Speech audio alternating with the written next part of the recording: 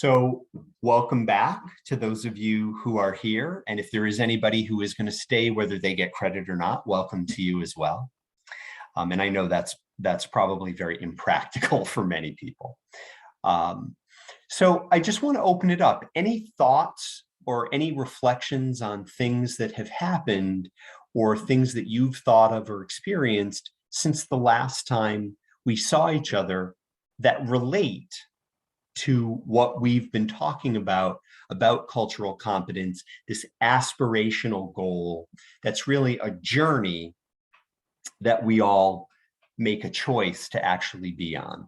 So I just want to open it up to any thoughts, any reactions, or any current events or recent events that you would like to put on the table that are related to our particular conversation. So the floor is open for that.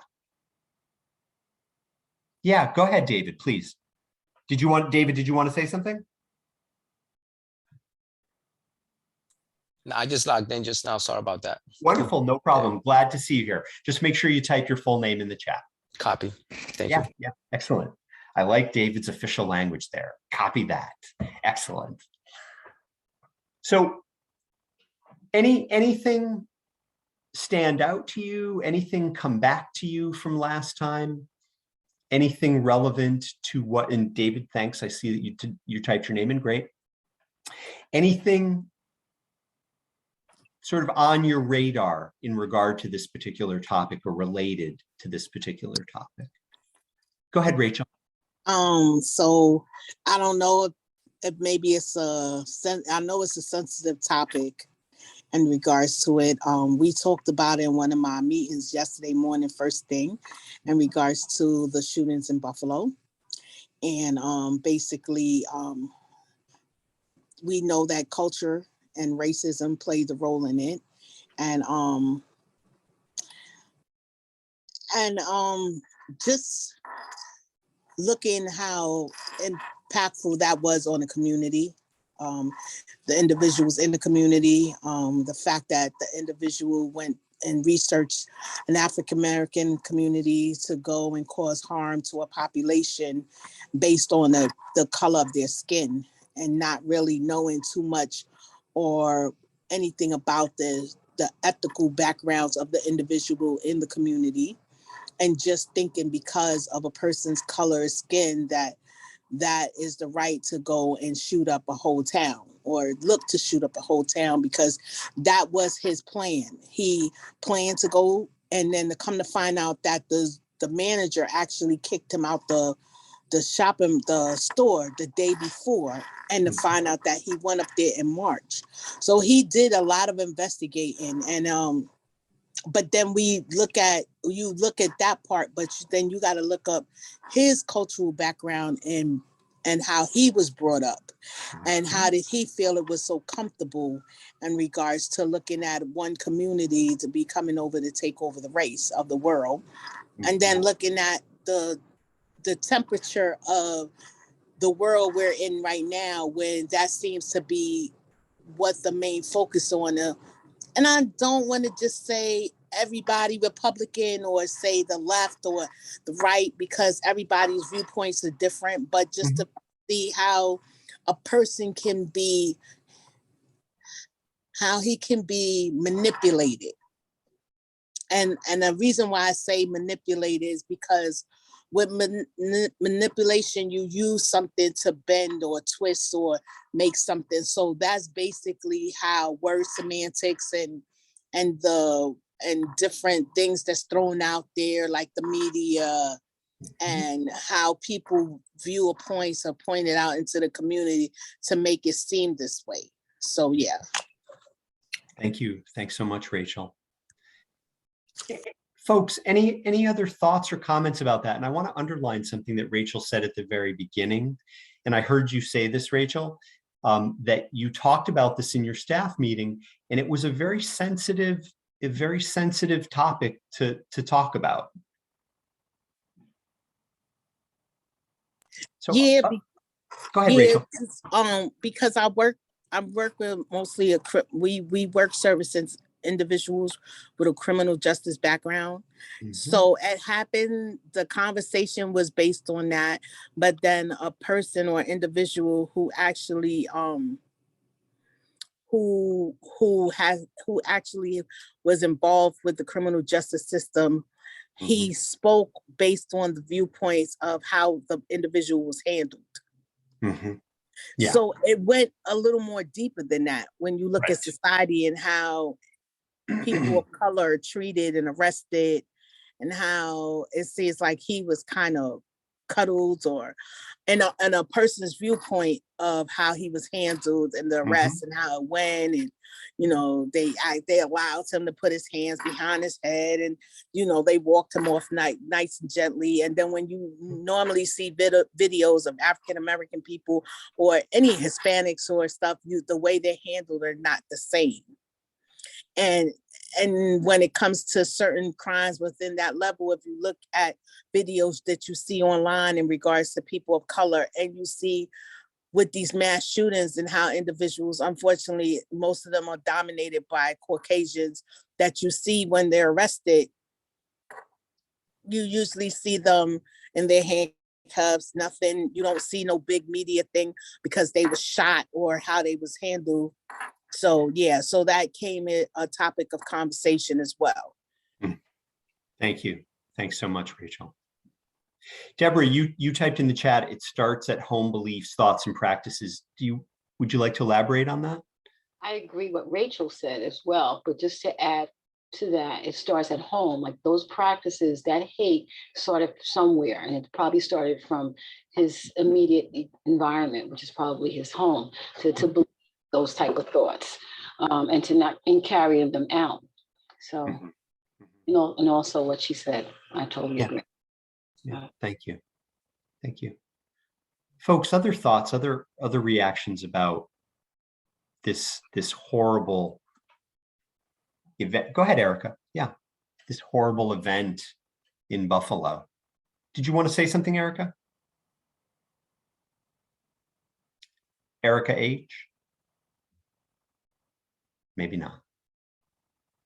So I'm going to use two phrases, and tell me if you think that these phrases sort of speak to some degree. And Christine, don't lose your thought, okay? I see that you've unmuted, so I know you want to say something, and maybe Erica does as well. But this idea of the existence and the practice of white supremacy and the impact of structural racism, which is some of what we talked a little bit about last time. So go ahead, Christine. Yeah, I would just like to say, I know we're talking about Buffalo, and that was racially motivated, according to the media, according to the perpetrator. You know, yeah, he sought out Black people to, you know, to assault. However, there also was a mass shooting in California, and from what I understand from the news, that was an older Chinese man who sought out Taiwanese people who of the same race, the Asian race, however, of a different country and different beliefs, excuse me, and he sought them out in their church. And it begs the question that, is everything racially motivated, or is it just that humanity has gotten to the base level of hating everyone without discrimination? You know, anybody who's just a tiny bit different, or anybody who you think maybe doesn't believe the same as you. And that's a scary, I think a very scary prospect. One of the people that were being interviewed had said something about there should be no race. We're all of the human race. And that stuck with me all night. I was thinking of that after watching the news, and how true is that? But do we really believe that? You know, I don't know. Have we progressed so far in our, you know, in our woke thinking or in our forward thinking way that we've regressed to animalistic tendencies? Because it's scary. You can't turn on the TV without hearing about mass shootings. You know, then you got this 18-year-old kid who looks like a little boy when we see him without his camouflage outfit. You know, I mean, I wouldn't suspect him of being the mass shooter. but he is, you know, and in the other case in California, the man was, I think, 63 years old. So there really are no barriers anymore, or I don't even know what to say, but evil is evil, and anybody can be the perpetrator. So it's just a sad state, I think, that we're in, and we need to do something about it as a whole, as a human race. But I guess it has to start from somewhere. I don't know where. Maybe just with me, maybe just with us, but the level of, you know, as someone said, how he was treated, this kid, you know, because he was, well, I don't know if it was because, but he was a white boy, and, you know, they just carted him along like nothing, like, oh, well, let's go for a walk. And I've seen other people been taken down in such a similar situation for a whole lot less than 10 murders and injuries. So that's all I want to say. Thank you. Yeah, thank you. Thank you. Other thoughts, other reactions? I felt it was important that we take time to talk about this because it's so relevant to what we're talking about. So I want to allow anyone else to, Kirk, any thoughts, any reactions? You look contemplative, and I want to check. Yeah, no, thank you for checking on me, Paul. Appreciate that. A whole bunch of things is going through my mind as we talk about these things. And I was thinking about incidents that I've heard of or you know, was told about.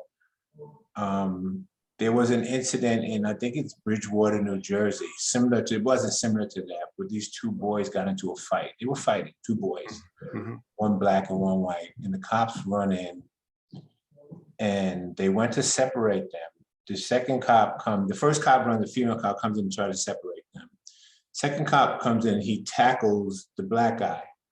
They sit the white guy down and check on him, like, you know, are you okay? Are you right? Sitting on the couch, and they tackle and arm wrestle this guy and handcuff him. They were like 15, 16 years old, I was following the case to find out what happened to it. This happened about, I don't know, 2-3 months ago.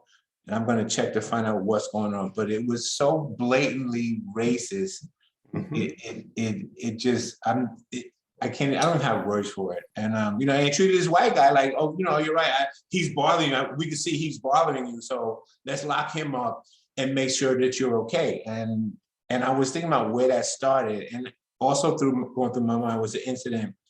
And I forgot the specifics. There was, somebody was telling me about this. I don't remember who, a man who wanted custody of his kids, but he was teaching them to call black people jigaboos or something to that effect, some nasty, dirty, racist word. And the mother fought him on it, and he lost the case because they were like 4 and 5.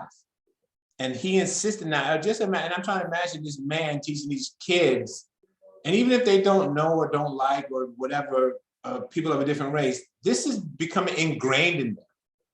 Right? This is not something that gets removed easily or come back. You can't walk that back later in life. No matter what, if they got along with people of a different color, different race, or anything like that, they still have this in their mind that, hey, these people are these names, whatever names that they might be. And this starts in the home. And it's just like, where does it end? Where does it end? Where are we going with this? So those are the things you saw me contemplating about. Thank you, Kirk. Thanks for putting them out there on the table. Thank you. Thanks. Deborah, as Kirk was talking, I was thinking about what you had said about the home environment and where these ideas, where these beliefs, where this comes from. I have 2 adult sons, and you know, we have to teach them, when police approach you, don't do this, don't do that.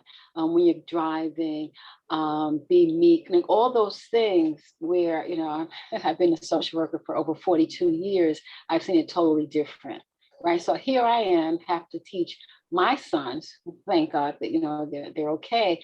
Like, you know, don't talk loud. It's not even about aggression. It's like, don't talk loud. You know, thank God, my youngest one has Asperger's, so we lived in the same community, and you know, thank goodness that the police know him, knew him because we've moved out of Yes. the community. But if they didn't, I can tell you, there was one time recent, just before we moved to Myrtle Beach, a young police officer who was not part of the force, who was new, came and was about to pull out his gun. So when I came out, I said, look, you guys know him. What are you doing? And the other one's like, oh yeah. Like, really? You know, you've known him since he was 4. Are you serious? So that's the type of stuff. Like you have to, you know, it's something that we have been taught, and that's the reality. But we also have to be aware, and it doesn't matter what race or color. We just have to, and as long as it's positive beliefs, we do have to work together to make it better. Yeah, yeah, and you know, I want to underline something because I think it's important to be specific about what you just said, which you said you've had these conversations with your 2 sons, and the reason that you had these 2 conversations with your sons, with both your sons, is because if you don't have those conversations, they might not survive. They're not safe in sort of the social structure that we have now. So they're at greater risk unless they change their quote unquote behavior. And again, you gave such a specific example, like don't talk loud. I've heard other people talk about telling their sons that when they're driving, if a police officer pulls them over, to make sure that they keep their hands visible. And again, I made the disclosures that I made to you at the beginning when we had part 1. My parents never talked to me about that. And that's a privilege. And it's a privilege based on my skin color. So folks, Dwayne, anything you want to add before we advance, before we go forward? Not really. I think at this time, I'm just reflecting on how these types of incidents, as tragic, just very, very tragic incidences happen time and time again, and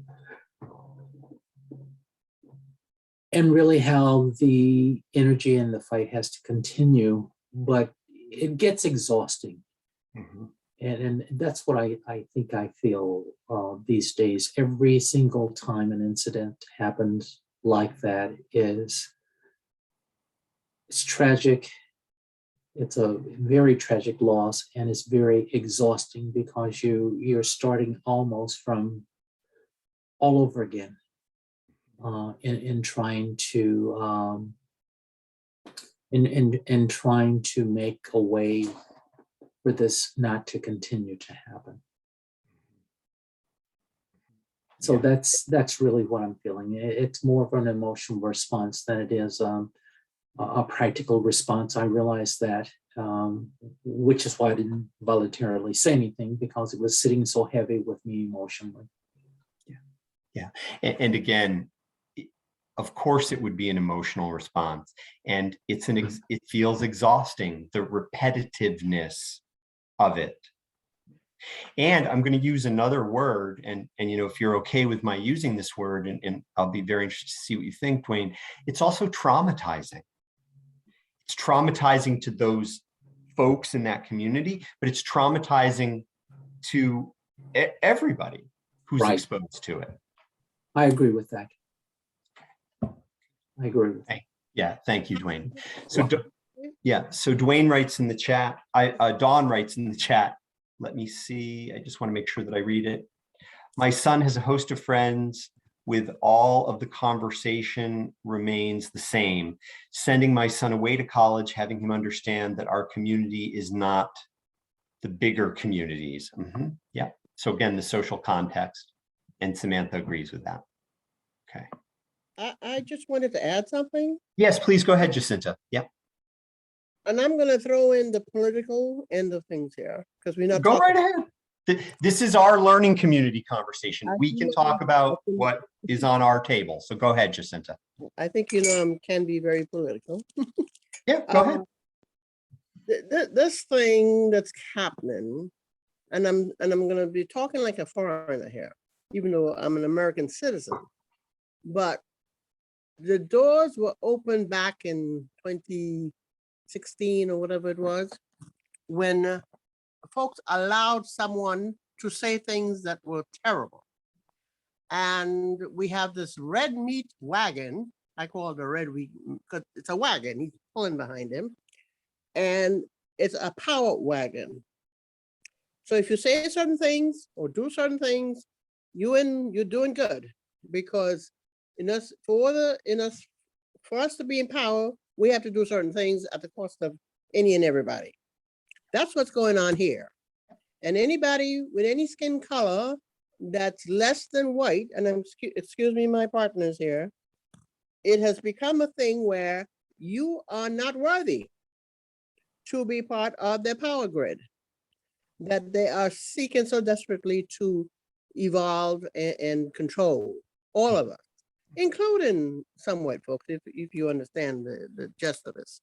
Of course. And the rhetoric that you hear online and certain television stations and whatnot, and people and Congress people, God have mercy, we are paying their salary.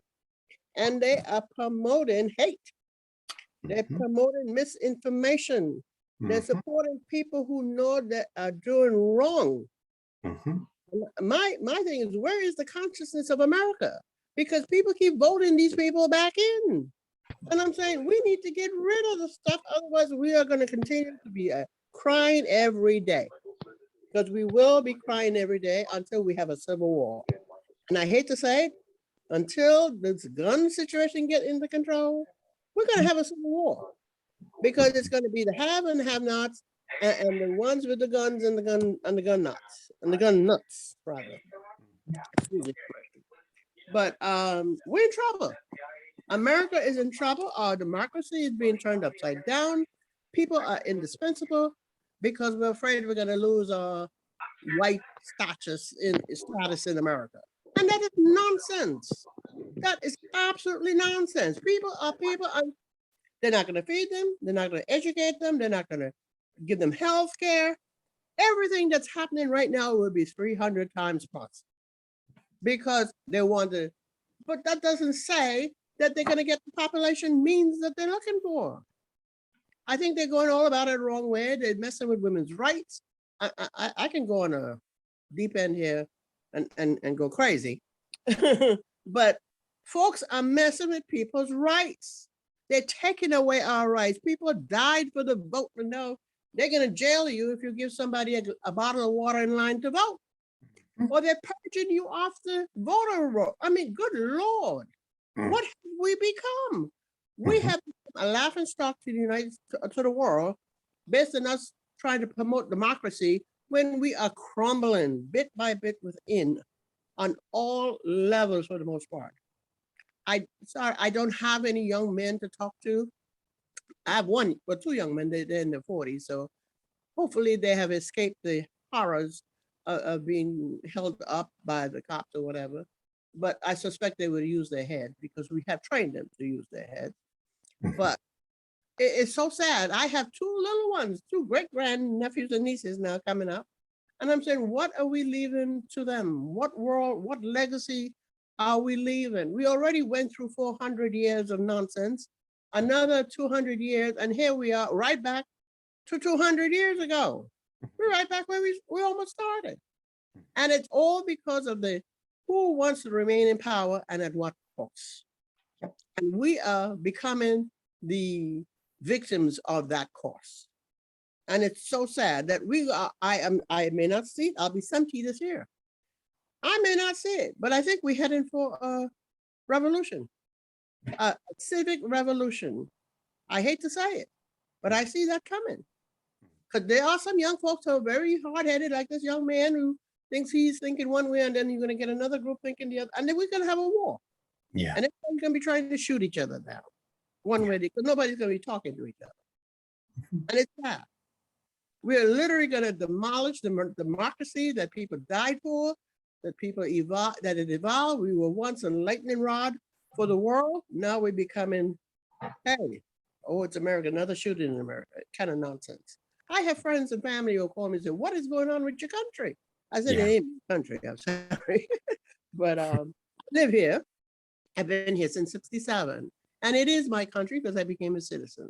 And Mhm. I've contributed in every fashion, in fact, in every community I've been in.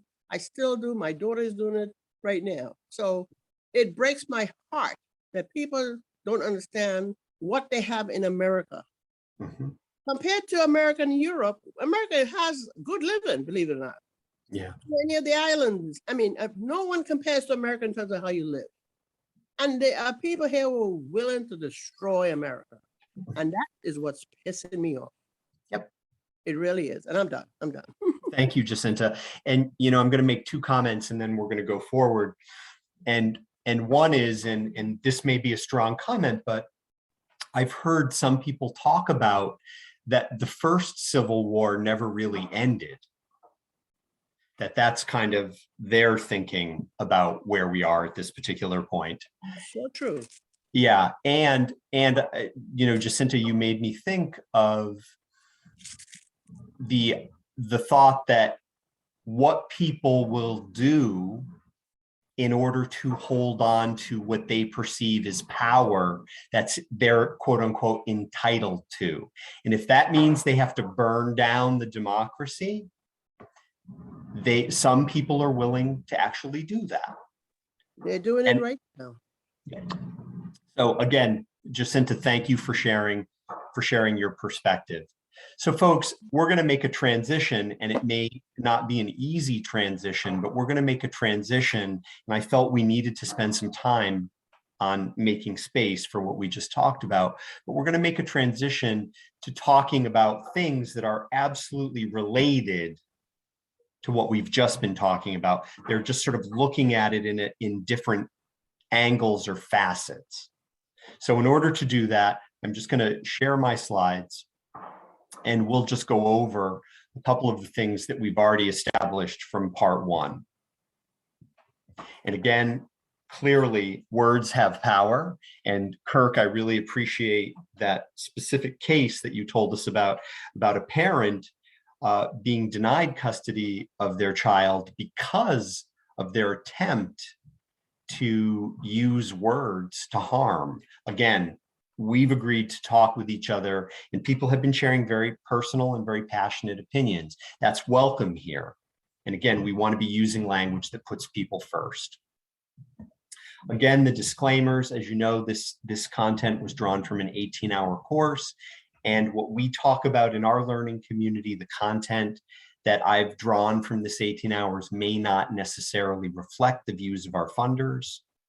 We are going to, time permitting, talk about social determinants of health, a little bit about implicit bias, which again is related to everything, and certainly power and privilege. And hopefully we will have the opportunity to end on some anti-oppressive practices. And again, as I say that, I'm thinking so much about what Dwayne said about the emotional reaction to these repetitive sort of manifestations of hate and racism, and how that is disheartening and exhausting. And again, there are things, and it does feel that we're starting maybe at the very beginning again. And there are things that we can actually do as a learning community and as a group of people that can work toward dismantling structural racism and lessening and removing oppression. So, as I said, those disclaimers from last time, nobody's going to get stamped culturally competent after this course. Clearly, there's going to be unfinished business, and hopefully you will take advantage of the opportunity to dig deeper into some of these issues, past and current. And again, I can't help but thinking of the community in Buffalo and the other communities across the country and across our world who are traumatized by this event, and also thinking about historic trauma that people carry with them. So again, there will be unfinished business. And as Jacinta clearly demonstrated in a very straightforward and honest way, sharing her personal truths, her understandings. And again, we want to offer respect to everybody who chooses to share their personal truths within this learning community. To that end, we want to ascribe to the same guidelines we had last time. We can always go back to these.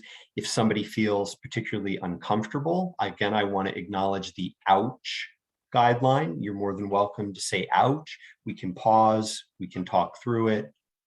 Also, that we want to keep this a safe space with no hate directed at each other. And we want to avoid these isms and phobias. And again, I'm just going to stop sharing my screen and ask if everybody can agree to those guidelines within our learning community. You can wave, nod, give an electronic thumbs up, a physical thumbs up. Thank you, Kirk. You're an excellent model. Thank you, Jacqueline. Thank you. All right, good. So those are our guidelines as we go forward. I'm going to go ahead and share my slides again. I know a number of you have mentioned that you're familiar with social determinants of health. And again, we're going to touch on this. And again, I can't help but be thinking about the community in Buffalo as I talk about these social determinants of health, because I'm going to make a broad statement. And if you have any thoughts or any reactions to this broad statement, please put them in the chat or feel free to unmute and say something. But in regard to social determinants of health, the broad statement I want to make is that your current zip code can play a role in how long you actually live. I'm going to say that again. Your current zip code can actually play a role in how long you actually live. So that's my broad statement as we move into social determinants of health. And I'm going to just check the chat to see, oh, no problem, Nova, glad you're here. Excellent. So again, if you have any thoughts or reactions to that broad statement, please put them in the chat. So we can't really start with social determinants of health unless we talk about health disparities. And again, to me, the thing that stands out most about this definition, which is from the CDC, is that these are preventable differences. And again, I really appreciate the language here. In the burden of disease, meaning the amount of disease that may exist in a particular community, injury, violence, or opportunities to achieve optimal health. So again, health disparities are based on these different burdens of these particular factors that contribute to wellness and longevity. So keeping that in mind, there are groups of people, and again, who have systematically experienced greater burdens or greater obstacles of health. And these are a few of the reasons why these folks have experienced greater burdens or barriers, obstacles to health. Race or ethnicity, religion, socioeconomic status, sex at birth, age, mental health, cognitive, sensory, or physical disabilities, sexual orientation and or gender identity, geographic location, back to your zip code, and again, other characteristics that link people to oppression and discrimination and exclusion. And again, it's critical to know the history here because you can think about two historic events, two very specific historic events that have historically linked groups of people to oppression and discrimination or exclusion. And I'm wondering, and I'm going to stop sharing my screen for just a second, which two historical events do you think I'm referring to? And I'm thinking of historic events that have kind of moved, have been movements in this country's history. What are these two historic sort of processes, events that you think I'm referring to?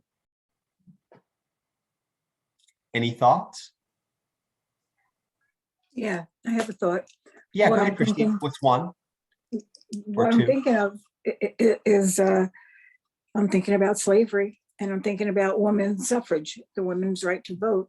And Sure. I'm going to go a little bit further out on a limb and say if Roe v. Wade is overturned, there's going to be a lot of discrimination against females, kind of way back in the early part of the 1900s, when it was total discrimination against women. You know, we were the underappreciated, the unknown sex, if you will. You know, we were just there to serve. And then you go back to the allowability of Black slavery, which, you know, with all the rules that are being overturned and all the fights that we've fought over the years, and I'm going back 50 years in 1973 when we first fought, when Roe won. And now all of a sudden, I don't know if anybody watched The Handmaid's Tale, but that was a scary, scary, scary movie. And I do believe that science fiction becomes reality in a lot of different occasions. Hopefully it's not the truth in this. That's all. Yeah, thank you, Christine. Yeah, anything else that you could think of? So certainly enslavement of Black people, Black and brown people. Yeah, go ahead, Deborah. I want to say about the Handmaid's Tale. Yeah. It's definitely about populating the world, that whole abortion. I'm very cynical when it comes to that, but to me, I looked at it as abortion means the population will not increase. Yes. And with the Handmaid's Tale, that's what it was about. It was about increasing the population. So if people are having abortions, then you cannot increase the population, but they're concerned about a particular population. Bingo. And it's a particular population that is using population expansion as a way to hold and maintain what? White supremacy. Yep. Yes. And power. Empowerment and yes. White yes. establishment. Yep. Yeah. Structural racism. Yep. Okay. Thank you. Yeah. So Deborah wrote in the Civil War, again, connected to the enslavement of Black and brown people. Also, folks, keep in mind the displacement of the indigenous people from their land and then being sort of put into quote unquote reservations. So having their land and their culture taken away and obliterated intentionally in order to have a hold of the land and the resources. Deborah, did you want to add something? Well, slavery was about profit and money. Correct. Right? It was yeah. about how much profit, how much money that one could have and do without giving anything. So Correct. you enslaved people and you took Correct. their land. Yes. Yep. Yep. It was an economic system that intentionally disadvantaged, oppressed, and I'm going to add another word here, and please tell me if you're okay with this word, also intentionally dehumanized people. So I think that needs to be part of that too. Natasha writes in the chat, that's how slavery started, the original intention, but then it became about control and degradation. Yeah, absolutely. Turned Black and brown people into less than animals or beings. And again, keep in mind, folks, the intention of that. That allows you to extract labor and manipulate and control people in a way that advantages a particular sector of the culture. Intentional Structural racism is intentional, folks.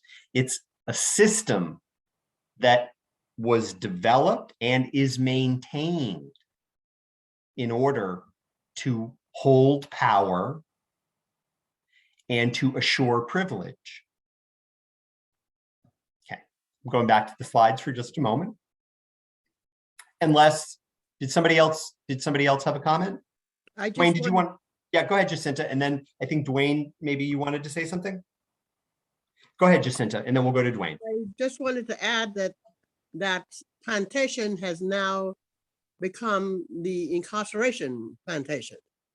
Correct. Where they're also getting free labor again. And the states are allowing for privatization of these incarcerated homes or jails, basically, prisons. Yeah. In prisons, the word I want to use. For cheap labor again. Right. And because these folks, and the majority of them are African American or brown skinned people. That's right. And again, you can look at the figures, folks, of the disparities between who is incarcerated, who gets stiffer sentences. And again, that's all a matter of record. And Jacinta, you make a really provocative and important point. Go ahead, Dwayne. This whole system is working just the way it was planned to work. We know that it's not fair, it's not equitable, but everything is being done within all powers to keep it that way. I believe that there's new ways to do it, and those ways are evolving seeming like every day. I mean, now it's through technology. Whatever is convenient, whatever works, that's used to keep the status quo as is. Mm-hmm. Yeah. And I will go out on a limb and say this, and Dwayne, tell me if you agree with this or not. But because of the reaction to some current events, that established system is being directly confronted and feels threatened to some degree. I agree. I totally agree with that. Mm-hmm. And it pushes back even harder. Correct. And I'm so glad you said that, because that is the point that I think people need to also consider, is that when that system is challenged, and keep in mind, folks, us having this conversation is challenging that system. When that system is challenged, and Dwayne, I'm going to totally use your words, it pushes back harder to maintain itself and to maintain power and privilege. Right, it gets even more extreme. What's the willingness to do more extreme things become more apparent as there is resistance to it. Yes, yes, the desperation of it. Right. Yes, thank you. Deborah writes, the drug epidemic was a way of control, absolutely profit and slavery, until it started affecting a certain population and socioeconomic individuals.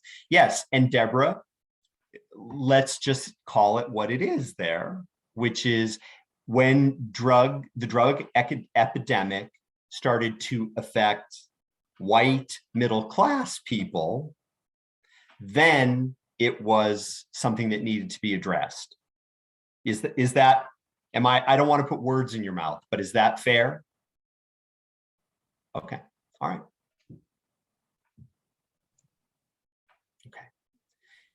Okay, yeah, go ahead, Rachel. I sensed that you wanted to say something. Please go ahead. So when you said that, you hit it right on the handle. Like you hit the nail on the handle during the 80s when the crack epidemic was running wild in all the neighborhoods and all the South Bronx, Brooklyn, and Harlem.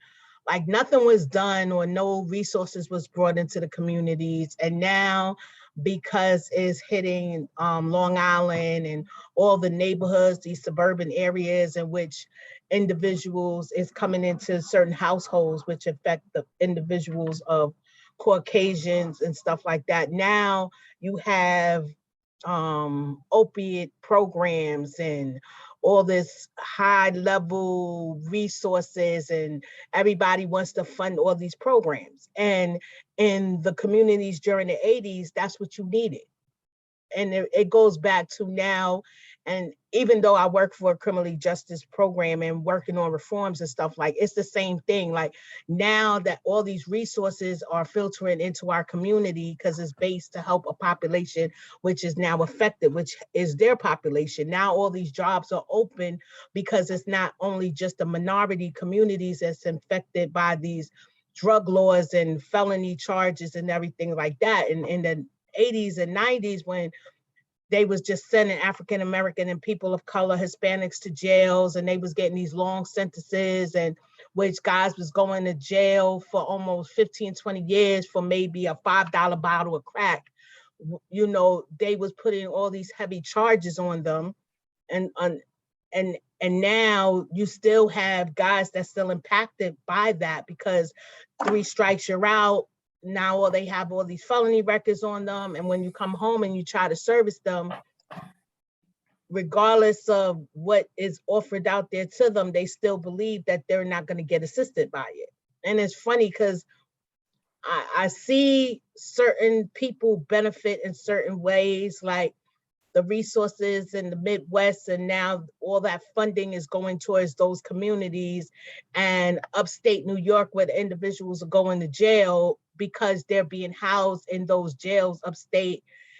But in the urban communities where these guys are actually coming back to, it seems like the funding and resources are being shifted. So. Yeah. Thank you, Rachel. So I'm going to go back to my slides for just a brief moment. Oh, somebody just put something in the chat. I just want to acknowledge that. Jacqueline, yes, very true. Now interventions is running rampant. Yes, now they're available. Yeah, not that they weren't needed before, because they were, but now they're available. Okay. So this idea of social determinants of health, your zip code, and again, I really appreciate our examples. So keeping in mind that, you know, health disparities, and you can think of the word intersectionality here, this complex interaction of a number of factors on a number of different levels that put people at greater risk or connect them to greater resources. And again, Rachel just gave us a great example, which again, Deborah sort of started that ball rolling about how that when the drug epidemic was apparent in white communities, then it was something to deal with or to manage or to put resources. But prior to that, it was not. So again, keeping that in mind. So folks, I just wanted to share this schematic with you because I think it can be a helpful way to think about how these intersecting determinants can pile up and really cause somebody to have little to no access to care, and how they interact with each other. So first, of course, there are the individual factors that each of us walk into the world with and walk through the world with.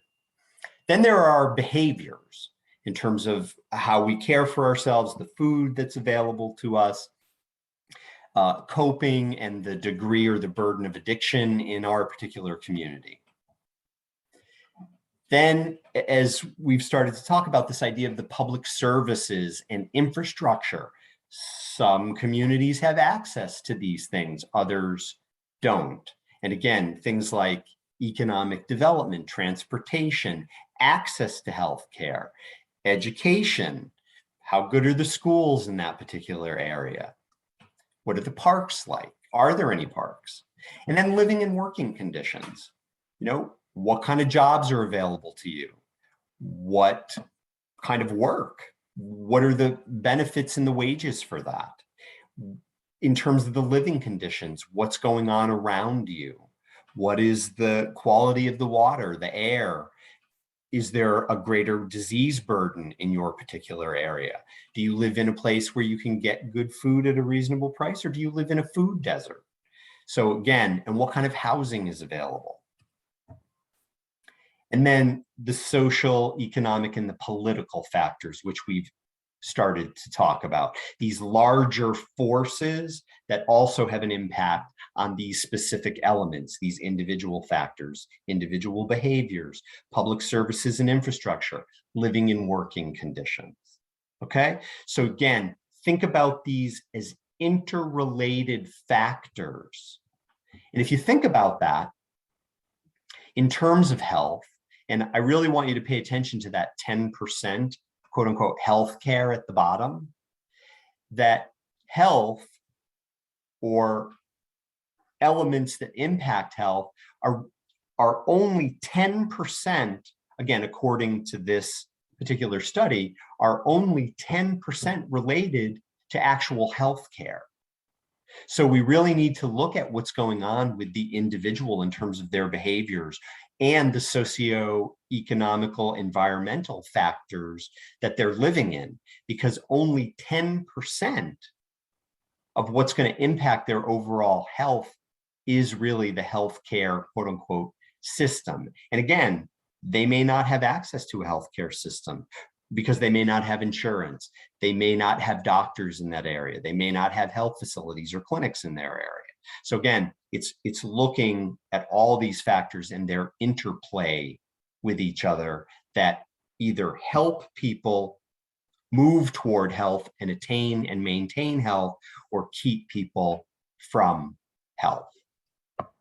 So before we talk about implicit bias, I just want to pause and ask any thoughts, any reactions to the idea of these social determinants of health and their role in life. I mean, for me as a person working with a population that deals with coming home from incarceration, I know that all of those social economic deterrents are what impact how I'm able to service them and how they look at the service being given to them. Sure. And it plays a big role, because if they don't have housing, then it's harder for them to come in to get service, because they're more worried about where they're going to sleep at before they could come into a program. And if they don't have an educational level, it deters them from coming into service because of how someone will look at them based on their educational level. And regarding health, it's like, if they don't have those other things, then they're taking care of their personal health. It's the least of their, like, I'll go to the doc, like I'll hear things like, Miss Lewis, and I don't mean to say about it for men, but mostly from men. It's like, Miss Lewis, I don't really get colds, you know, and if I do, I just pop a cough syrup or a pill. That's the way they present themselves to me, because they don't look at that. And then I'll come up to them and I'm like, okay, well, do you have asthma? Do you have problems breathing? Do you know if your blood pressure? Have you went and had a physical? Oh, when I was incarcerated, I focused on stuff like that. But now that I'm out, I got too many other things going on to worry about it. Yeah. So those deterrents are always an obstacle or a barrier to individuals moving in the next step, even with everyday people. Because if I'm in a shelter and I don't have food to eat, it can cause a person to go out there to rob and steal, you know, to be able to provide for their kids, and then can cause them to be in a different situation. But in society, people don't look at helping to provide people with these tools. And if they had certain tools, then you can help them, or that's all they're looking for. They look at it as one way or another, you know. I always tell gentlemen, like, or I told individuals, I'm one step away from being where you are, because I don't know what life situation could put me in. If I had a fire in my house, I could be in a shelter. You know what I'm saying? If my kid was starving, I might go into a store and steal something to feed them and get incarcerated as well. So I don't look at the person, like I don't look at the matter, what brings them in front of me. I look at helping them to solve the problem that they're in. Yes. And you're looking, Rachel, at the problem as not just a simple fix, but what are the systems that are contributing to that problem. And I really appreciate that you mentioned stigma as well, like stigma about education or something potentially being a barrier for somebody seeking care as well. And the idea of priority, like if you don't have a place to live, folks, are you going to really be worrying about your diabetes? Maybe not. If you don't have food for your children, are you going to be, you know, what are you going to be focusing on? Jacqueline, did you want to say something? Jacqueline H, did you, because I saw that you turned your camera on. I just wanted to check to see if there was something you wanted to add in terms of social determinants of health. No, everything that you guys have been talking about, it's very relevant, and you know, it's the intersectionality of everything compounds to affect everybody, you know, and not just the individual, but also the community. And then, you know, you guys were also talking about, you know, certain resources became available after certain people were impacted, right? Mm-hmm. Even though we've been fighting for those resources from the get-go, and, you know, everything just turns out to come and help afterwards, you know, when certain populations need it the most. So, but everything else, I'm important. Okay, thank you for adding that, Jacqueline. Thanks. Anything else about social determinants of health, folks, before we Hi, would I be able to chime in? Of course, Natasha, go right ahead. Please. Hi, good afternoon, everyone. So I have a completely different, I guess, perspective on this. Please share it. So I do teach trainings at the organization that I work for, but I do have a private practice as a health and wellness coach. And so I see it from different perspectives as well. So I'm serving two underserved communities in the same space. So I work with adults with disabilities with their health and wellness, and then I tend to go for the communities that look like me. So I try to serve my Black and Brown communities first, mostly because we just don't have access to that information. I know this firsthand being in the field where less than 3% of all health and wellness coaches are Black or Brown, and less than 1% are of Caribbean descent, which I am. And so I do see that there is a definite gap in the availability of information, of being told to pursue these types of careers. We live in food deserts very often. When I work with clients one-on-one, you know, one of the main concerns they have is like, you want me to eat healthy, but what does that mean if most of my grocery shopping is at the bodega? And so a big part of what I do is actually teaching people how to grocery shop from, you know, whatever store they go to, and how to navigate that. But that's not something that's offered. Health is almost a privilege still, even though we try to make it part of everyday conversations. Being healthy, having access to what is deemed as healthy, because that's a whole nother spiral to go down. Right. But just having access to produce that is of an edible quality, having foods that are actual real foods, non-GMO things. And then, you know, people look at you like, well, do I need an organic apple that's, you know, $5 a pound versus a non-organic apple? And then we have to have these conversations. But, you know, there are people who can barely get fruits and vegetables as a whole, because they live in a food desert or an impoverished area, or, you know, then people get certain types of assistance like WIC or food stamps, AKA SNAP benefits. But then their options where to shop are limited. And then when they get to the store, half the food is not really food. So health is definitely a disparity. I've always felt that they've used health as a weapon Because you see that Black and brown communities have the least access to foods that are nutritious and actually add value to our lives, as opposed to, you know, things that encourage the disparities that we already know are there. We know in the Black and brown community, there are higher rates of, you know, high cholesterol, hypertension, diabetes, both type 1 and type 2. Now if we're going to talk about, you know, the types of food that are offered to us, we have to now look at the rates of things like cancer, autism, ADHD, things that have been linked to certain types of foods that we still allow, not only here in America, but are running rampant in those Black and brown and underserved communities. Thank you, Natasha. And Natasha, could I ask you just a quick follow-up question? Absolutely. Because you gave a really poignant statistic at the beginning, and I wanted to get a sense of what your take on this was. You mentioned that there are very few Black and brown people in sort of the health coaching sort of field, and even less Black and brown people with Caribbean descent. And I'm wondering what your thought is as to why that is. I would say a big part of it is that there is absolutely no emphasis placed on that. It's more, you know, be a ball player, be a firefighter, something like that, go into tech, go into, which I think are all good fields, by the way. So going into tech, you know, going into like nursing, you know, things like that, HVAC, other types of skill-based services, I think are just emphasized. And also going back to what you guys were saying about being in survival mode. When you're in survival mode, you're not, if you're looking at Maslow's hierarchy of needs and your bottom 3 are not met, you're not going to be worried about that higher elevation that is required to be a coach. You have to have a certain amount of empathy. There's a lot of psychology courses that we have to go through, motivational interviewing, stuff like that. You can't worry about that if you can't afford your medication, if you have a parent or a child you're taking care of and you can't afford prescriptions. If you know, again, it's hard to think about becoming a health and wellness coach when you can only have access to frozen fruit or vegetables.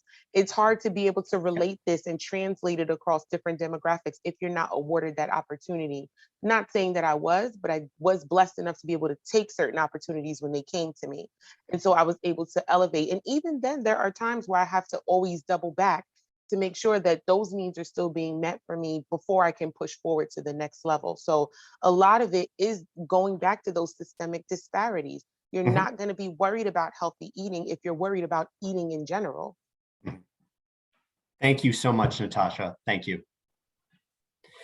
So folks, we're going to make a transition. We're going to talk a little bit about implicit bias. But before I share any slides or talk about that at all, I just want to open it up. What are your thoughts, or what's your definition of implicit bias? What's your take on that? Yeah, go ahead, Christine. I see that you're unmuted. Yeah, let me get rid of that. Okay, I was going to just go back a little bit to the social determinants of health. Okay, sure. Yeah. I'm being reminded constantly of the more powerful subjugate the less powerful. And I'm thinking about the Soviet Union taking over the whole country of Ukraine, and the people there who 2 months ago, they were living and going about their daily business, taking care of families, going to their work, their jobs, their school. And now they're hiding in basements and in underground subway stations just to survive with little or no food and clean water. It's become an inhumanity. And again, we look at that power. Somebody has more power and they want to take over somebody that they think they can control. And you know what? I don't know where that one's going to end, but we in America, you know, we want to help everybody. We want to help everybody. We send money to everybody. But as so many other people point out, we're going down the tubes. America just is not what they used to be. I think of my father, who was much older, and he was very proud to be an American, and you know, he believes in that. And nowadays it's a little bit different, because there are times when I'm embarrassed with how we behave and how we treat others, and then expect to get congratulated for it, or it's okay. You know, social media is okay to just disparage anybody and everybody that you don't really like or you don't want to care about. So anyway, just the Ukrainian people, I do believe, are feeling all kinds of, non-benefits from health, food, living, housing. And it's sad. Again, it's just another sad state of humanity. That's all I wanted to say. Okay. Thank you, Christine. People have put some things in the chat, but I want to underline something that Natasha wrote. She wrote, America has never, all caps, been what we projected it to be. All that is happening now is exposure. And, I have to say the thing that really jumps out at me about that, and I appreciate the way you've put that, Natasha, is, George Floyd was not the first man to be murdered by law enforcement officers. The thing that changed that was the exposure. And where we are at this particular point. But ultimately, there are many Black and brown men and women, transgender individuals who have been historically murdered, violated, abused. But Natasha's point is a good one, that the fact that if you don't see it, you can pretend it's not happening. But if you do see it, it takes a lot more energy to pretend it's not happening. Is that a fair, you think that's a fair sort of analysis of that? Okay, all right. So, okay, Natasha agrees, okay. So folks, we're gonna talk a little bit about implicit bias. And Kirk, if it's okay, can I tap you to sort of any thought about implicit bias or anything that you'd say about that? I was trying to think of an example of it, because, well, you're asking like, what is it? What do I think it is? Yeah. What's your take on it? For me, and it gets bigger than this, but one thing that I remember specifically is I used to work in corporate America with suit and a tie, waiting for the elevator in One Penn Plaza, and the elevator opened and the white ladies would clutch their purse. And you could see it happening. Like, I'm just waiting for the elevator. They would say, doors open, I'm there, clutch. And I kind of got numb to it because it's, I first got upset about it. And that's where I went wrong. I should have challenged it. Now, in hindsight of 2020, of course, I should have challenged it. But it's stuff like that. People don't even realize they're doing it. And they probably didn't even know what they were doing. And it was no reason to do it. It's not like I had on a hoodie and a mask or whatever. I'm standing in a suit and tie, waiting for the elevator. And so that's what I'm thinking about implicit bias. And I know it's bigger and greater episodes and events, but for me, that's what that's about. Thank you, and thanks for giving sort of an I statement, real example. And there's something I really want to underline that Kirk said, because not only, Kirk, did you give like a great example of implicit bias, you also gave a great example of microaggressions and sort of the impact that microaggressions can have on the person who experiences them. And again, Kirk, you said you kind of either ignored it or got over it or whatever, but it still happened. And the thing I want to underline what Kirk was saying about implicit bias is that there's a strong possibility, and I wasn't in the elevator and I'm not in anybody's head in the elevator, but there's a strong possibility that those women in the elevator didn't even know they did that. That's just something that they've internalized and they react unconsciously, because implicit bias really works on the unconscious. So beautiful example, Kirk. Thank you. Thank you. Shakira writes in, I think it is our own assumptions, our attitudes that we have toward groups of people. Yeah, absolutely. And those are the things that we've internalized.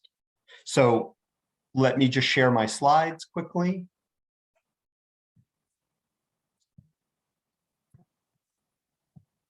And again, I think the reason to mention this is because the reality is being a human being and living in a social environment, which we all do, we all have implicit and unconscious bias. And again, it's unconscious attribution of particular qualities to individual members or social groups.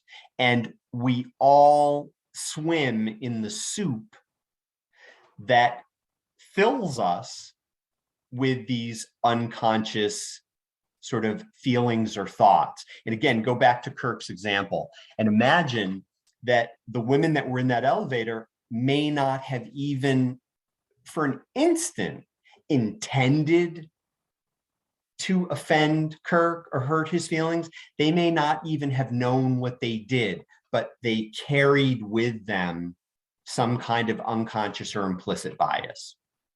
I see that somebody put something in the chat. Natasha writes, I just wanted to make it clear that I speak of the Black and brown experience is because I identify there most. However, there are many people who experience bias from society and possibly from me as well. Absolutely. And thanks for adding that, Natasha. And again, I really want to underline what Natasha just did, and I'm glad I read it out loud, because having that kind of self-awareness or self-critique is one of the ways that we can actually manage our unconscious bias. Because the fact is that we all have it. And again, it's based on our personal experiences, our cultural environment, and our biology. And again, these are judgments or behaviors. And think about, I believe we talked about the iceberg of cultural identity. These things are in the unconscious. So you're not consciously aware that you necessarily have this particular attitude or this particular bias or belief, but it's there. And it's not within our conscious control. And these things, these unconscious biases, they do have an impact on our day-to-day interactions. And again, I love the specificity of Kirk's example. And oftentimes they're related when we need to make quick decisions because we draw on our experience, our unconscious when we're making quick decisions. And again, it's about instinct and when we need to make snap judgments about our surroundings and the people who might be in our surroundings. And keep in mind, folks, that unconscious bias, implicit bias, they serve a purpose, but unfortunately, because they're connected to attitudes, beliefs, stereotypes that we may get from our social environment, they're instinctual, they're not accurate to the moment, to the here and now. And again, I'll go back to Kirk's example. He had no intention of robbing, as far as I know, and as far as he claims, he had no intention of robbing anybody in the elevator. He wasn't necessarily particularly dressed as the part of what might be considered a robber, whatever that may be. And again, they made certain assumptions about him based on things that were out of their possible conscious control. So again, keeping in mind that if we learn about our own unconscious or implicit biases, if we acknowledge that we have them, and if you've ever taken any of the Harvard implicit bias tests, it's this wonderful sort of testing mechanism. It has its limitations and its benefits, but if you've ever taken any of those, type a Y in the chat. And if you've never taken any of those tests, because they can give a sense of where your implicit biases may be, type in an N in the chat. So if you've ever taken the Harvard implicit bias, type Y. If you've never taken it, type an N. And so far I'm seeing lots of N's. Okay, I definitely would encourage you to consider it. You know, it's not, you can have strong reactions to what the test may tell you. But again, it's an opportunity to reflect and consider. So again, some of the benefits of learning is that biases are natural and they're largely unavoidable. You know, we can't control what seeps into our unconscious, and they are natural. And that we have a tendency to be biased against people who may not look or be like us, or assume that they're like us, and have more favor toward people who we kind of see ourselves in. And most people, unless they do a lot of work, don't really have insight into their own biases. And keeping in mind this idea that if you're experiencing strong emotions, or if you have a lot of going on in your mind, it's more likely that you're going to react or act out of a bias. And it affects our behavior in subtle and unintentional ways. And I'll give an example. You may consciously believe that, you know, all people are good, and that unless shown otherwise, you're safe with other people, and your unconscious or implicit biases may predispose you to make assumptions about people based on whatever that bias may be. So you can have a particular value or belief consciously, but because these biases are unconscious, they subtly impact how we interact with other people. And we may do things unintentionally that are in total contrast to our values or our beliefs. Having implicit bias doesn't make us bad people. And if there's one thing you walk away with from this brief sort of look into implicit or unconscious bias, it's that it doesn't make us bad people. We can't eliminate them, but we can manage them. And, you know, somebody said in a training not too long ago, of this training, they said something so wonderful, where they said, you know, sometimes when I'm sitting across from a client, and if I feel something that just feels off, or feels not like I normally feel, I'll pause and I'll ask myself, what's going on here? So being curious as opposed to feeling bad about a reaction that you might have can be a very powerful way to manage unconscious or implicit bias. And to keep in mind that it's managing implicit bias, because we all have it and it's natural, is an ongoing process of self-assessment and growth, just like our journey toward cultural competence.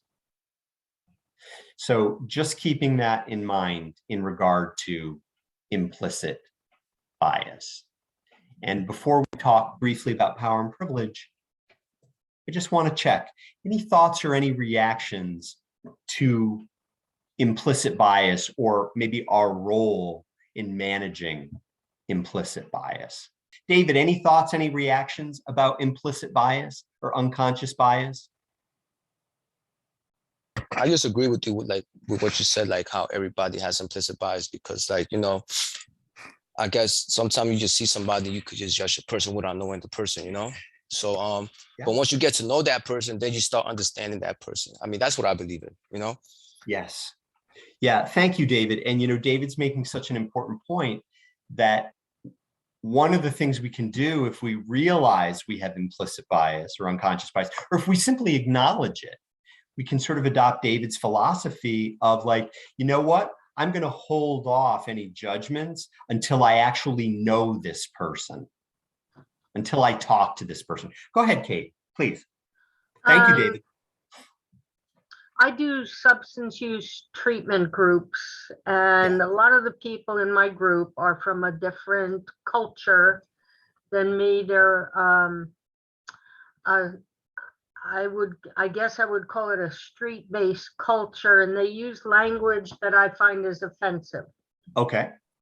And so my dichotomy is, where is the balance between expecting respect towards me, yeah, and asking, and if I'm asking people to change their identity. Right. Does that make sense? It makes complete sense because you want to be respectful of their identity and the way that they may communicate, and you also want to manage your reaction to it because you don't want to make an assumption about them. You don't want to shut down. Right. And I also expect to be treated with respect. There's certain words that I don't want used in my group, and they push back and say, you don't understand us.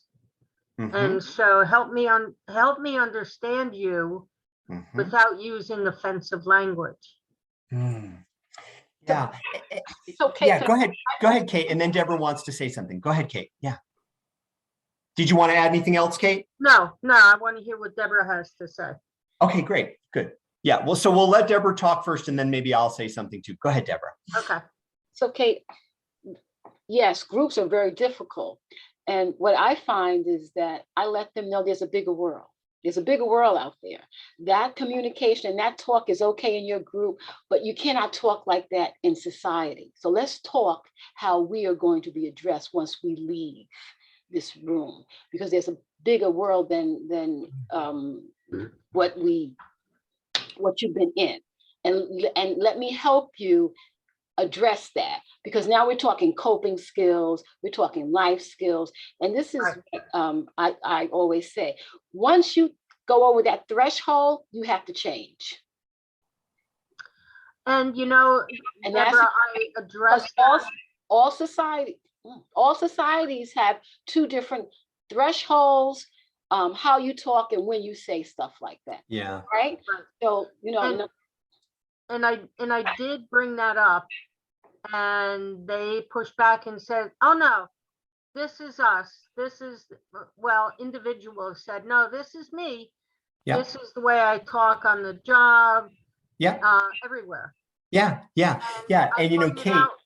And I pointed out how that might limit their opportunities. Potentially. It keeps coming back to the balance between, am I imposing my standards on them? Mm-hmm. Or, where's that balance? Where Absolutely. do I achieve that balance? And the thing that's great about what you're saying, Kate, is that you are asking yourself, am I imposing my values or my parameters on them? And you are considering that maybe you are. Mm-hmm. And you're also considering what's the possible impact of that on them. And again, I love that you brought this to the fore, because this is exactly the kind of cultural collision that is important to talk about in the learning community, is important to talk about in supervision, because for some folks, the language they use is critically important to how they express themselves and their identity. And I may not like it, and they may need to use that language. So I need to think about why I may not like it. I need to think about how I could be personalizing that because of, my belief or my value. And again, asking yourself that question. I could imagine, Kate, that some folks in your position might not ask themselves that question. They might just say, it's my group, you do it this way. And then there is a huge disconnect between the group members and the group facilitator. So any other thoughts or reactions to the question that Kate puts on the table and what Deborah is asking, and again, Kate, it sounds like you have asked them to consider the larger world as well. But any other thoughts or any other reactions? Jacinta writes in, that's a defense. Respect is warranted regardless of the circumstances. Mm-hmm. Yeah, and being able to offer respect even when our own values or beliefs are being pushed against to some degree. Tarasha writes, but is that a bias that you are placing on them? Yeah, and that's the question that Kate is asking. She's asking, am I imposing my bias or my parameter on them? Yeah.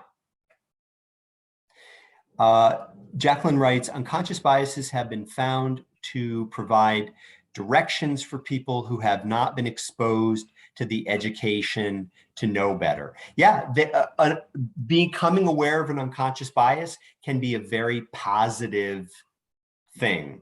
So Kate, continue to ask yourself that question, talk to your colleagues about it, talk to your supervisor about it, and really examine sort of where that's coming from for you. Well, I did talk to my clinical director and the executive director. Great. And I got two different perspectives because they're I'm not surprised. One is white and one is black. And that's why I went to both of them. Yes. To get two perspectives. Yeah. And several of the people in the group were talked to by the executive director, who is black, and nothing's changed. So nothing's changed. Yeah, yeah, and again, it clearly seems that there's more examining, sort of on your part too, in terms of where this kind of comes from for you and why you interpret their way of communicating as somehow a disrespect to you. Well, and I want to emphasize that it's not race-based. Yeah. It's more the area that they live or inhabit right now. And yeah. There's like an identity that the people carry based on where they live and you know, the activities that they participate in. Yeah. Yeah. Yeah. And Tarasha is also asking, I would also wonder what the ground rules were when all of you agreed prior to starting. Yeah. Because that doesn't matter. Doesn't matter. Yeah, but again, that can be part of the conversation too. Like, how are we going to be together in this group where we can all sort of work together? Yeah. Go ahead, Rachel.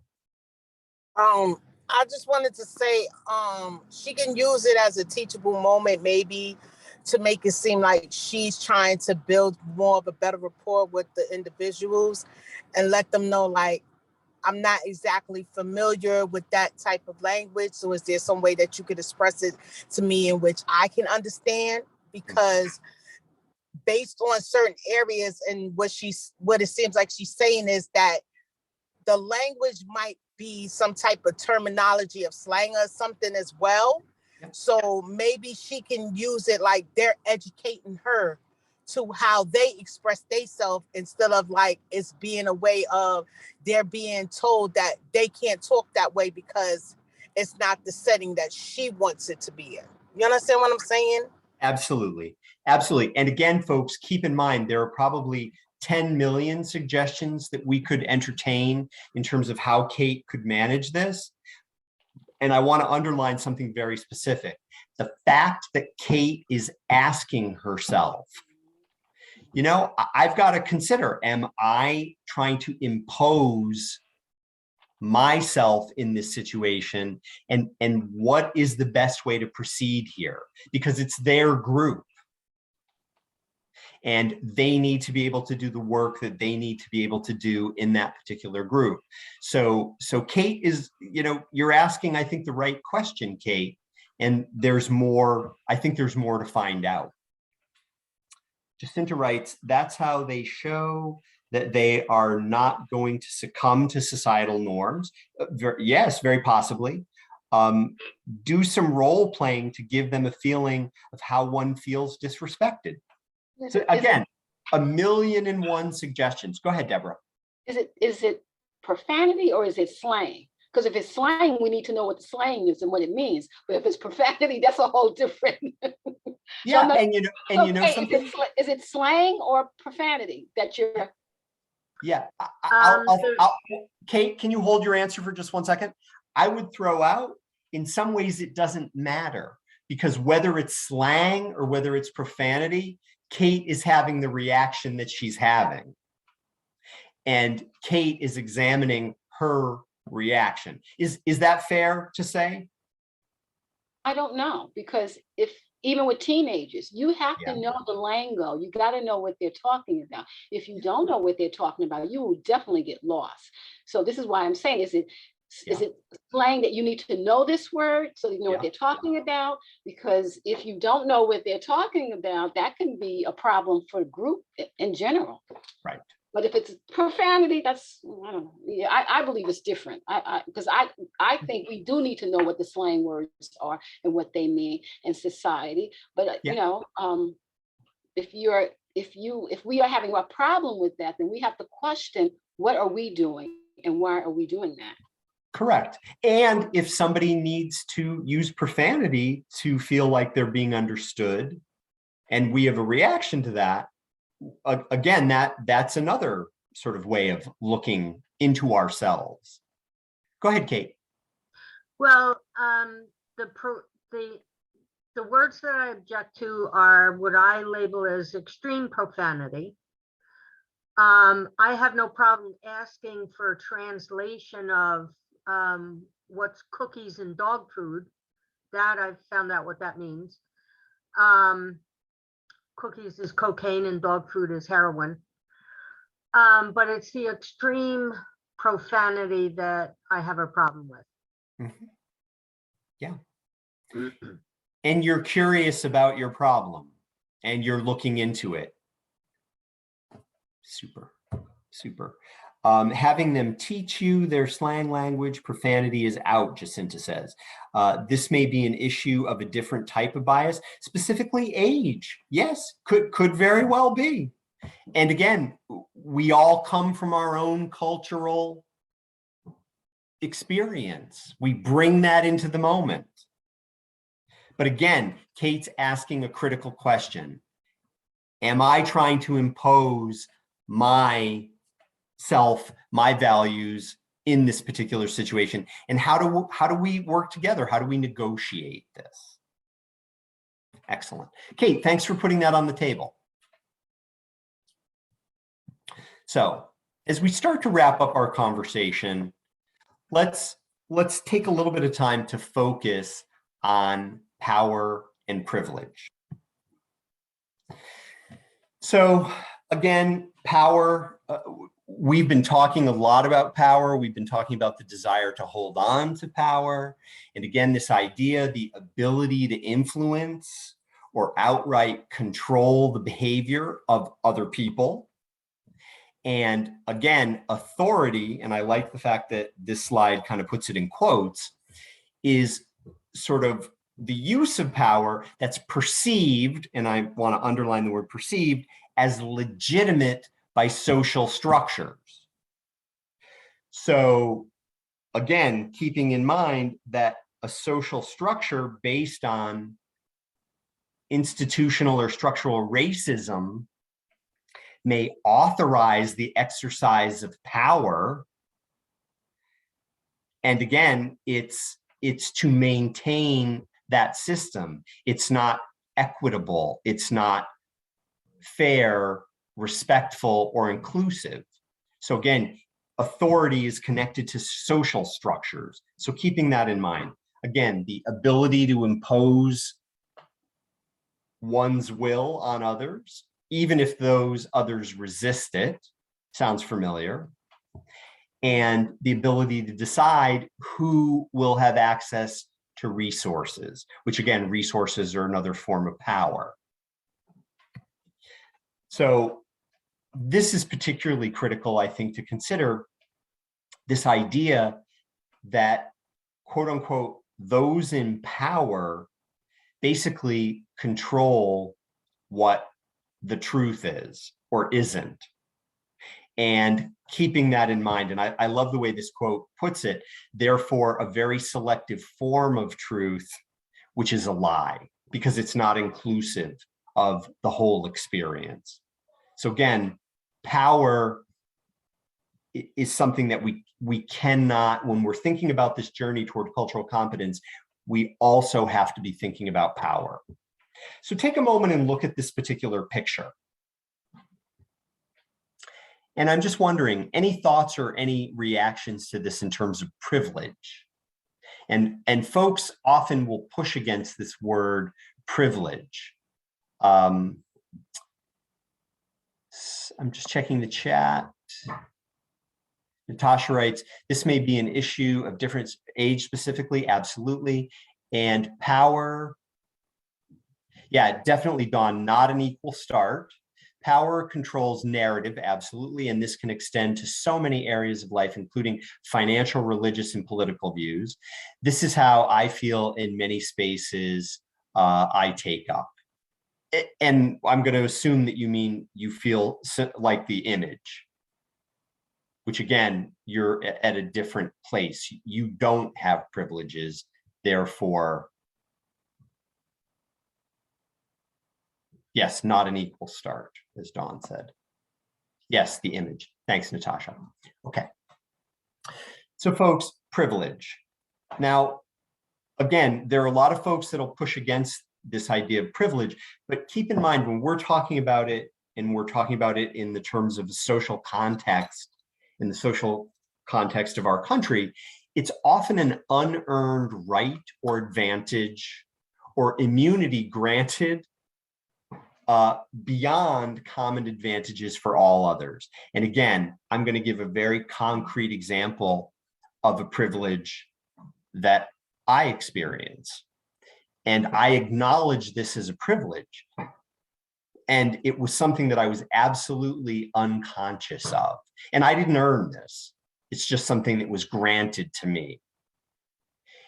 Is that I can walk into a department store and I can walk around, I can shop, I can linger, I can look, and I'm not followed by security.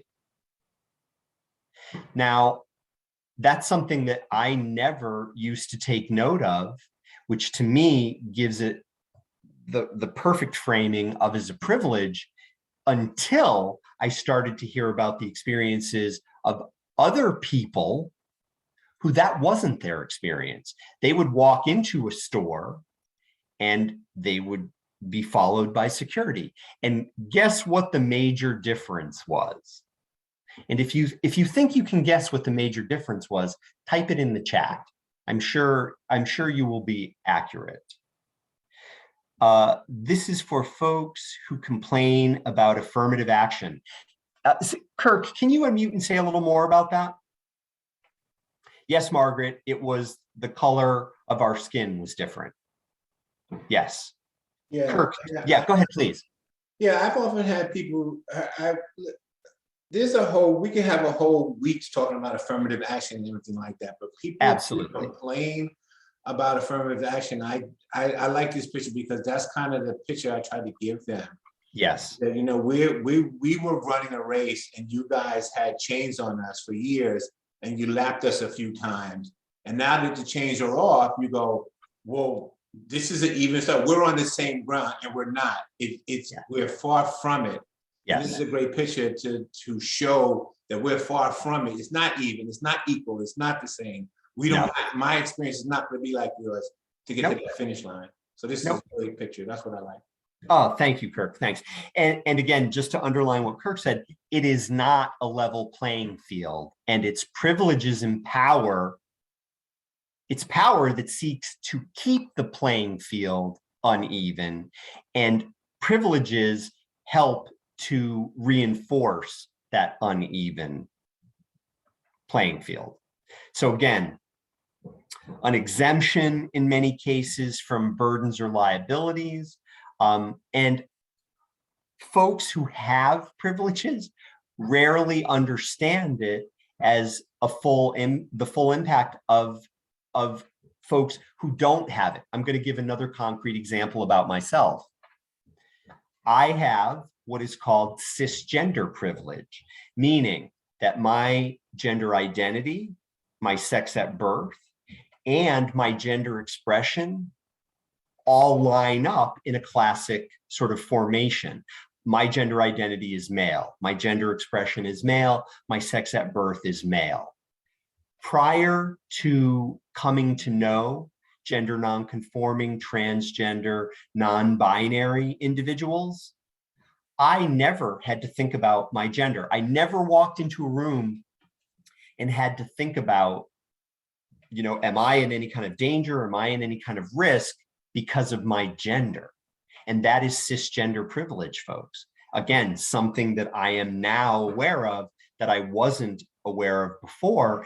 And I had to do a lot of work to understand, because I had that privilege, I had to do a lot of work to understand the experience of people who don't, because it's not something that I've lived. And it's not something because of the construction of our current social society that I can live, but I have worked to raise my awareness around it. So again, this idea that if you don't have to think about it, it's a privilege. And depending on what cultural group you belong to, remember we talked about those different things that lead to health inequities. Well, they also lead to how much privilege or power you may have as well. And oftentimes the people with the most privileges have the most power. And again, it's a very complex relationship between ourselves, the organizations that we may work for and with, and the clients that we work with. Because let's face it, power and privilege, and again, I don't want to make any assumptions about Kate's group, but as some people pointed out, sometimes folks may be asserting their identity and their power by the language that they use. So again, keeping in mind that power and privilege are very complex. And if I have the privilege of not having to think about my gender, it means there are inequities, because a person who does have to think about their gender and worry about their safety because of their gender expression does not have the same equity of experience that I do. So in the last few moments of what we have, and I'm hoping that we're going to have a little bit of time for people to talk about other reactions or other thoughts that they may have based on our 4 hours together in this learning community. I just want to walk through some anti-oppressive practices for us to consider. And I would venture to guess that based on what people have said, many of you have thought of these, are doing them, and are engaged in others that aren't on these lists. But I'm reminded by what a colleague of mine, Nancy Shelton, said once when I had the opportunity to be in a training with her. She said, you know, it's possible to be a movement of one. And that doesn't always feel great. And that's why I love having, you know, these learning community conversations. But we can make decisions about what we're going to do in any given moment. So again, we want to move toward doing anti-oppression work. We can choose to move that way. And that means we're going to recognize that oppression exists in our society, and we're going to make the efforts that we can to remove or mitigate that and work toward equalizing power imbalances in our communities, in our jobs, in our groups, wherever. So again, we can choose this particular direction. We can also ask ourselves, and this is a question, these are 4 questions that we can ask ourselves when we're engaged in conversations about race. And you can even think about our conversations, because we've spent a little bit of time talking about race. You can think, Did you attempt to, or did you want to try and change the subject? Did you want to use humor to sort of deflect the topic? As we talked about it, were you feeling defensive or angry? And are you going on your way, out of your way, not to focus on, quote unquote, the negative? So again, these are, as we engage in conversations about race and oppression, is any of this coming up for us individually? And if it is, follow Kate's example. Be curious about why you might be trying to change the subject. Look at why you might be using humor at this particular point, or why you might be feeling defensive or angry. Again, from a curious perspective, we can proceed, and then we can make choices about how we're going to go forward from there. So specifically in regard to implicit bias, we can recognize that we have unconscious bias, and we can become aware of them, and also realize that other people have them as well. We can also, if we find ourselves making an assumption about somebody, and I want to go back to what David said, the idea that he's going to hold off. He knows he may be making an assumption, but he's going to hold off on confirming that it's related to that person until he gets to know that person. So we can use our own logic by saying, you know, how many people do we know that are really confirming this particular assumption we may be making or bias we may have? If we feel strong feelings coming up, or that uncomfortable feeling coming up, we can pause before we take any actions or interact, and we can do some self-reflection. We can also seek to find common ground with whomever we're interacting with. And again, I don't know why, but Kate's group just popped into my head. I'm wondering what Kate and her group members have in common, in addition to all being human beings.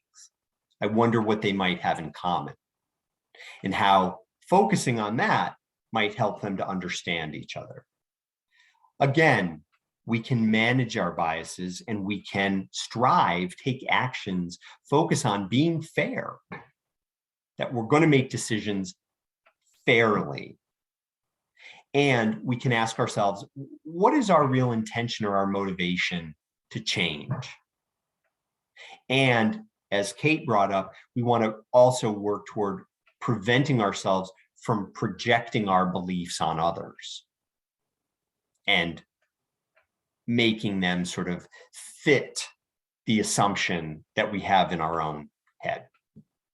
A couple of things that we can consider about being allies and doing anti-oppressive work. We can make the assumption that racism and oppression are everywhere, every day. That they're just part of the landscape, they're part of the backdrop.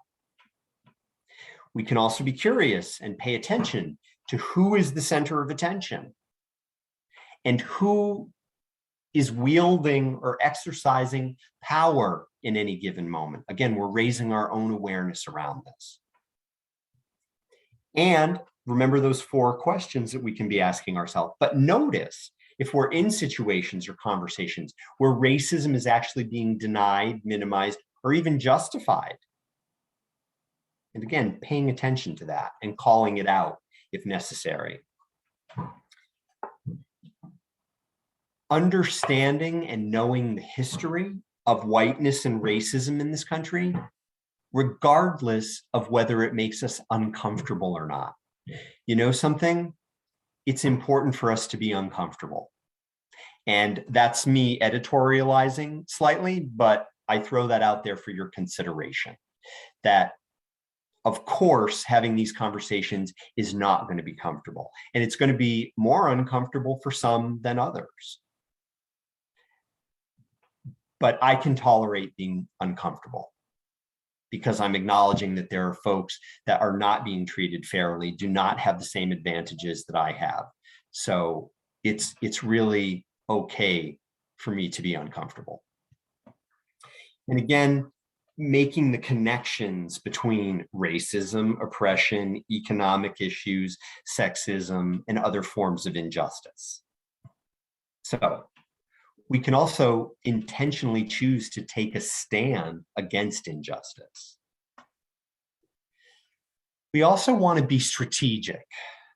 We can't necessarily respond to everything, and we really need to ask ourselves, what is the best strategy here? And who can we partner with maybe in this strategy? I see that somebody typed something in the chat. Yes, Tiffany, you're absolutely right. Racism is a taught behavior. Absolutely.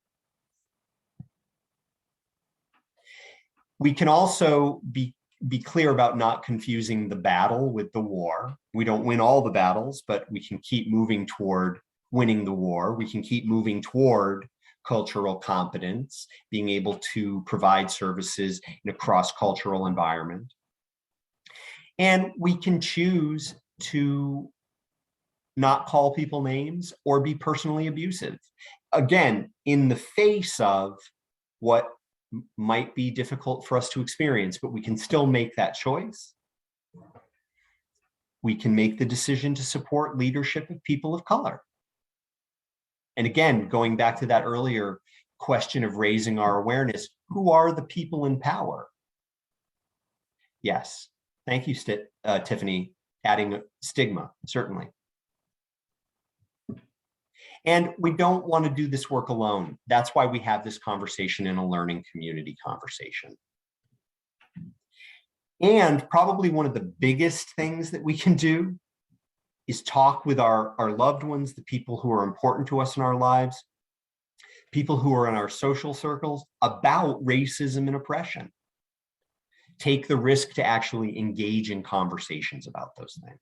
So final image I'd like you to consider before I show you the last slide. And I know we are a moment from our final time, but currently we have disparities. And look at this, you know, this one guy has all these boxes he can stand on to see the game, elevated above everybody else.